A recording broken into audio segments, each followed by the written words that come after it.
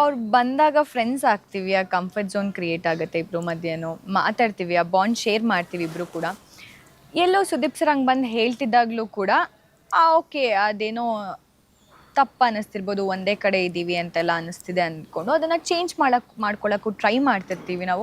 ಹಂಗೆ ಅಂದಿದ ತಕ್ಷಣವೇ ಆ ಪರ್ಸನ್ ಮೇಲಿರೋ ಆ ಬಾಂಡ್ ಏನೋ ನಾನು ದೂರ ಮಾಡ್ಕೊಂಡೆ ಇಲ್ಲ ಅವ್ರು ದೂರ ಮಾಡ್ಕೊಂಡ್ರು ಅಂತಲೂ ಏನಿರಲ್ಲ.